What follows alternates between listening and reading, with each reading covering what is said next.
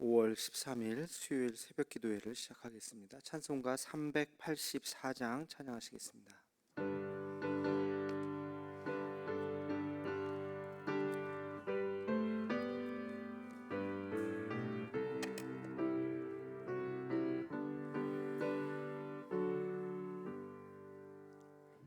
나의 갈 길 다가도록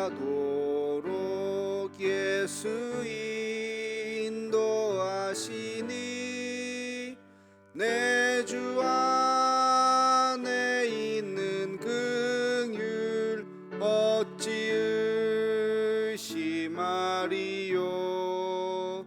믿음으로 사는 자는 하늘 위로 받겠네. 무슨 일을 만나든지 만사 형통하리라.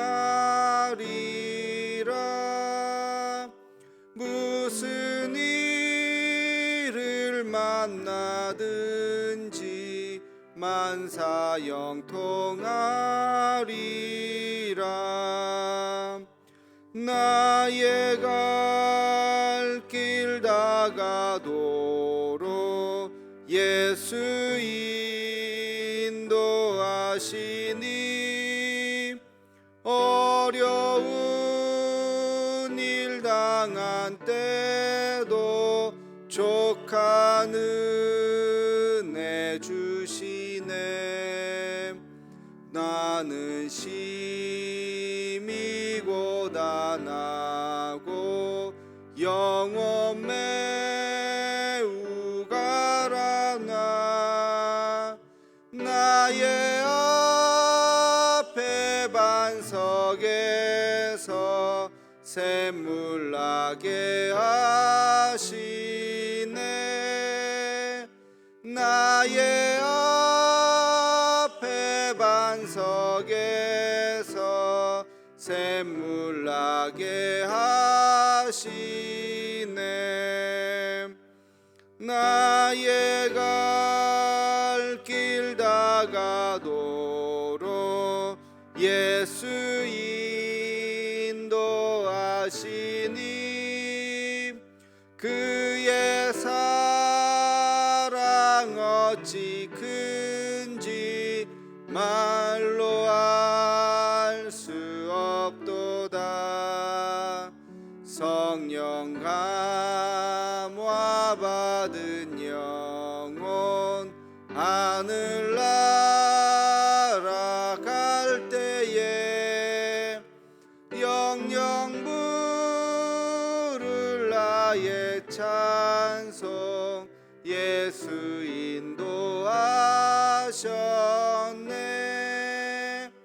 영영 부를 나의 찬송 예수 인도하셨네.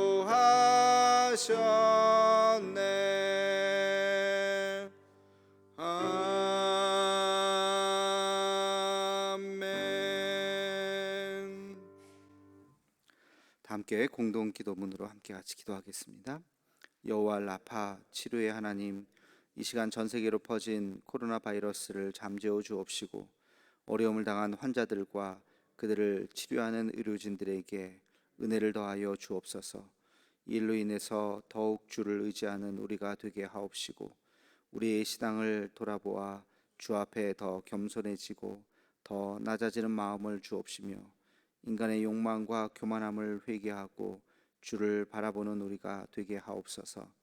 이 나라를 긍휼히 여기사 더 이상 바이러스가 확산되지 않고 속히 치료제가 개발되게 하옵소서.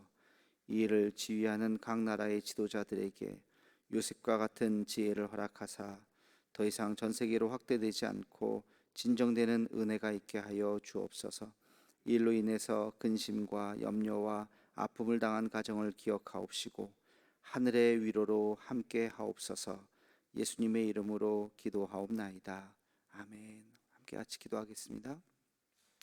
좋으신 아버지 하나님, 오늘도 우리에게 귀한 하루를 허락하여 주시고 하나님의 거룩한 전으로 나올 수 있도록 은혜를 베풀어 주심을 감사합니다. 날마다 반복되는 일상이지만 하나님, 그러나 오늘은 또 오늘의 새로운 해가 떠오릅니다. 하나님께서 오늘 하루 우리를 통해서 영광 받아 주옵시고 하나님을 기뻐하는 삶을 살아갈 수 있도록 은혜를 더하여 주시옵소서. 힘들고 지친 자에게 새 힘을 더하여 주옵시며 낙심하고 또 의기소침한 자에게 하늘의 은혜를 더하여 주셔서 하나님 용기 있게 또 하루를 살아갈 수 있도록 은총을 더하여 주시옵소서. 아버지 하나님, 또 병들고 병상에서 하나님의 은혜를 구하는 자들이 있습니다. 하나님, 주님의 손길이 아니면 하나님 일어날 수 없는 연약한 육체들이 있습니다. 하나님, 오늘도 찾아가 주시고 하나님께서 음성을 들려주시고 또 새 소망을 주셔서 하나님, 주님께서 주시는 그 은혜로 다시 한번 일어날 수 있는 그런 은총을 베풀어 주시옵소서. 하나님 아버지, 오늘도 우리의 또 심령을 잘 살펴볼 수 있게 도와주시고 하나님, 우리가 알지 못하는 사이에 죄에 물들지 아니하도록 함께하여 주옵시며 세상의 그 소리에 귀 기울이지 아니하도록 오직 하나님의 말씀에 귀 기울일 수 있는 우리의 삶이 되게 하여 주시옵소서. 날마다 말씀을 묵상하기에 힘쓸 수 있게 도와주시고 특별히 하나님, 우리의 가정들이 또 예배를 통해서 하나님 올바르게 세워질 수 있도록 인도하여 주시옵소서. 우리의 믿음이 당대에 그치는 것이 아니라 우리 자녀들에게 이어질 수 있게 도와주시고 우리 어린 자녀들 부모님의 그 신앙을 잘 본받아서 하나님 견고하게 흔들림 없이 그 신앙 가운데 나아갈 수 있게 도와주시며 우리 청소년기에 있는 우리의 자녀들 하나님, 그들의 입술로 하나님을 고백하고 평생의 구주로 하나님 주님께서 또 함께하여 주시고 하나님 그들을 떠나지 아니하고 그들과 동행하여 주시옵소서.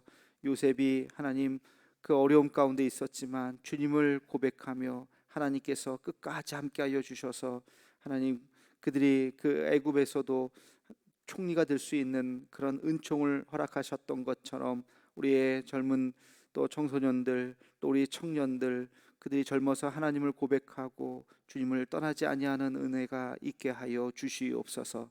아버지 하나님, 오늘도 주의 말씀을 듣습니다. 이 말씀 가운데 하늘의 음성을 듣기를 간절히 소망하옵고 예수님의 이름으로 기도하옵나이다. 아멘. 하나님 말씀 사도행전 10장 9절에서 15절 말씀입니다. 사도행전 10장 9절에서 15절까지 함께 같이 읽겠습니다.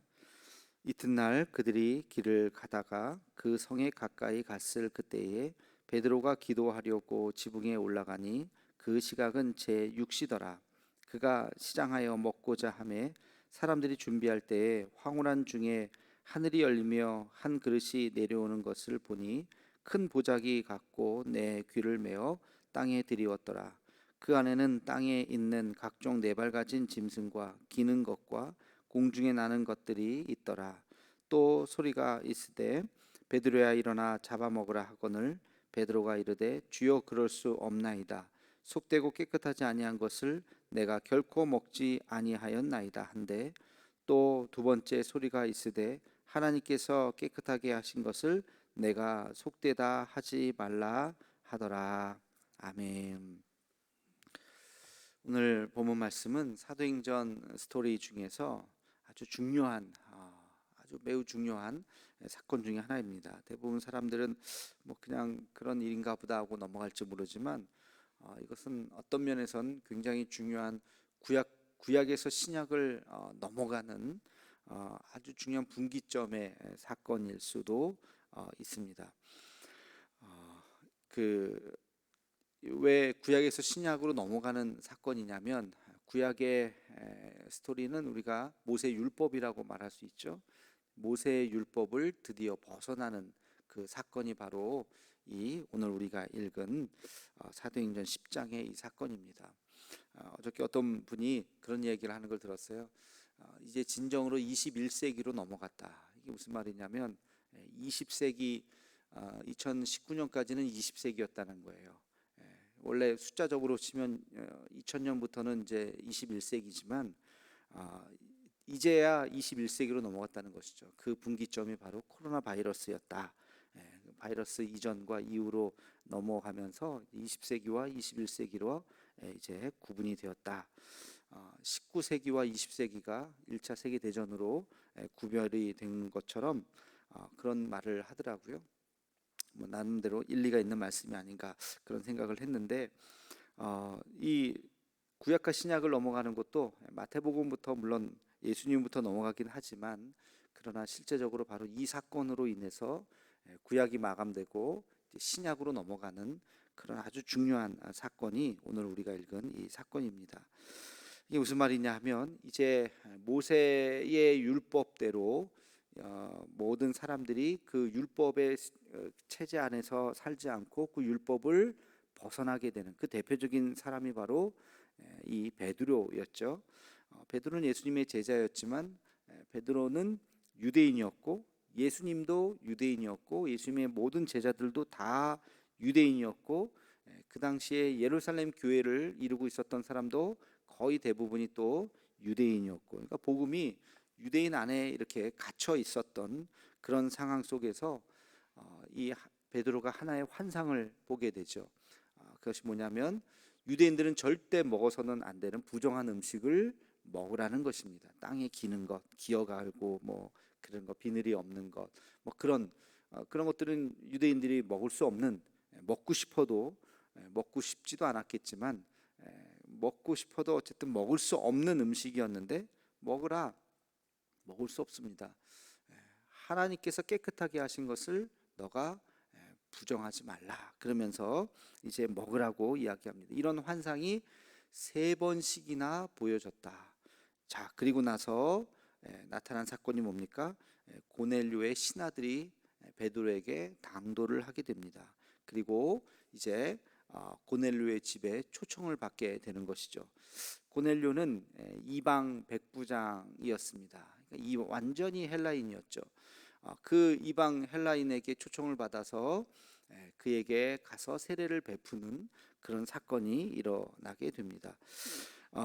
우리 3절에서 5절까지 있는 말씀을 먼저 한번 잠깐 읽어보도록 하겠습니다. 3절에서 5절입니다.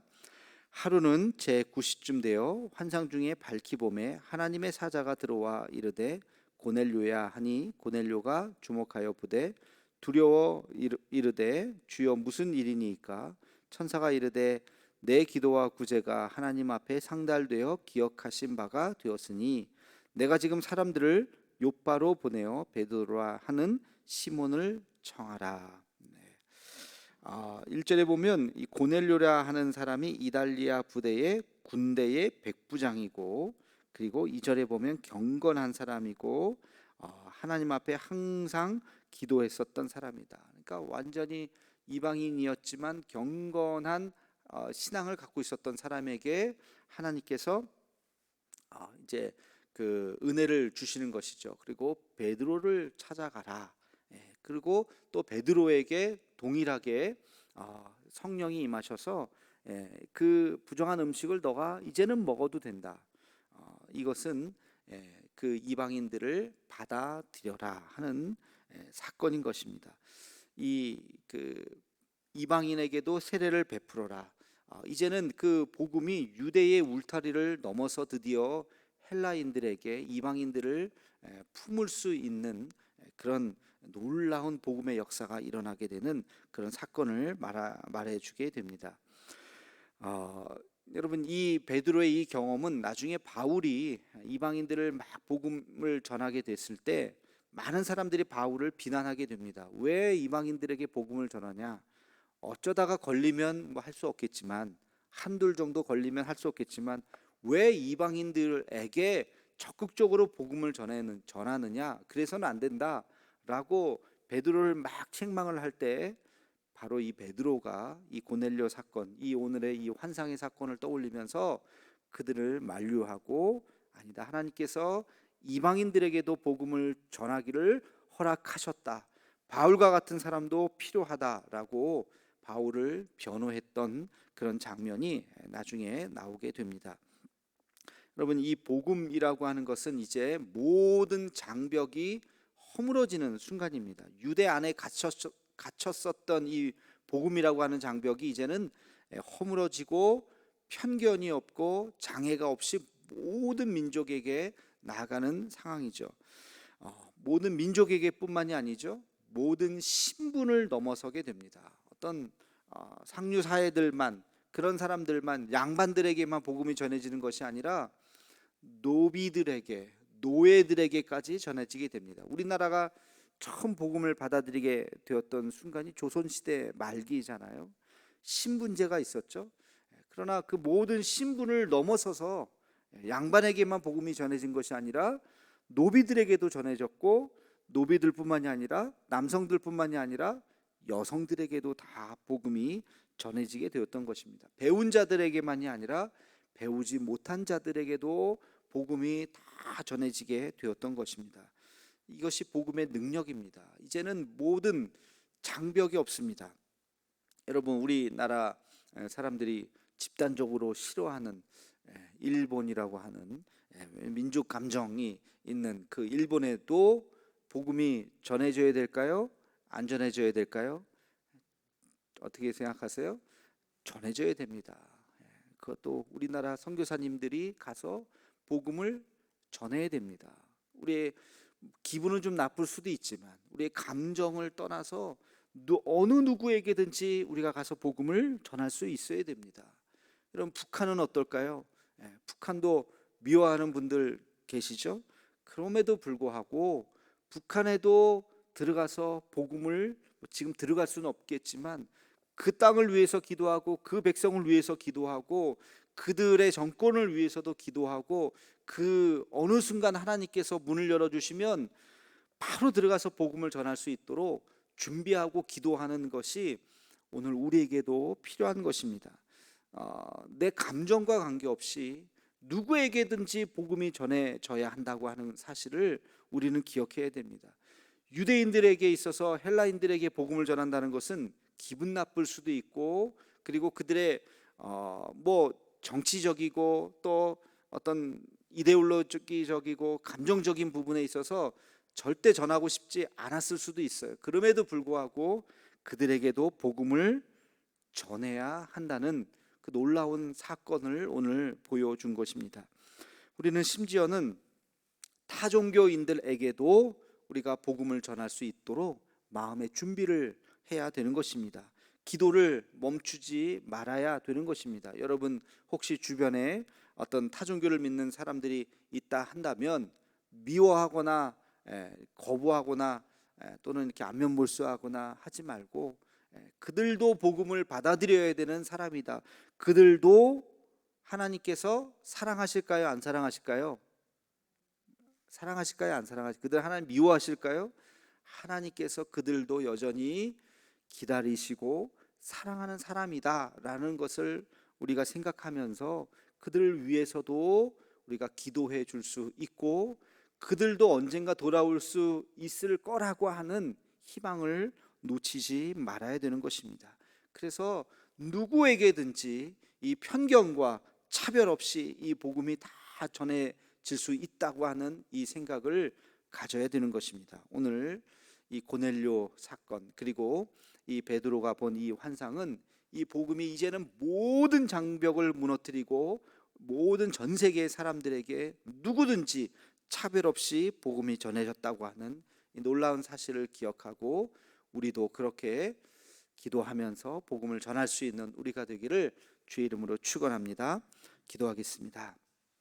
거룩하신 아버지 하나님, 오늘 베드로의 환상을 통해서 드디어 복음이 유대 땅을 넘어서서 헬라인들에게, 이방인들에게, 그 당시 유대인들이 생각할 때는 지옥의 불쏘시개라고 생각했었던, 인간 취급도 하지 않았던 그들에게도 하나님께서 그들을 사랑하시고 하나님께서도 그들에게 은혜를 주시고 동일한 구원의 역사를 일으키신다는 것을 그들이 깨달았습니다. 하나님, 이 복음을 우리도 잊지 않게 도와주시며 이 시대에 차별이 없다고 하는 것을, 내 감정을 넘어서야 한다는 것을, 내 정치적인 이념과 신념과 이데올로기를 넘어서야 한다는 것을 잊지 않게 도와주시고 누구든지 복음을 믿어야 한다는 사실 앞에 우리가 차별 없이 기도할 수 있는 우리 모두가 되게 하여 주시옵소서. 예수님의 이름으로 기도하옵나이다. 아멘. 한 목소리로 나라 민족을 위해서, 북한과 통일을 위해서, 세계에 흩어진 선교사님들과 이국찬 선교사님을 위해서, 우리 한국 교회를 위해서, 또 우리 교회를 위해서, 우리 다음 세대들을 위해서, 또 우리 병든 우리의 또 환우들을 위해서, 우리 대도의 가족들을 위해서 우리 한 목소리로 함께 같이 기도하겠습니다.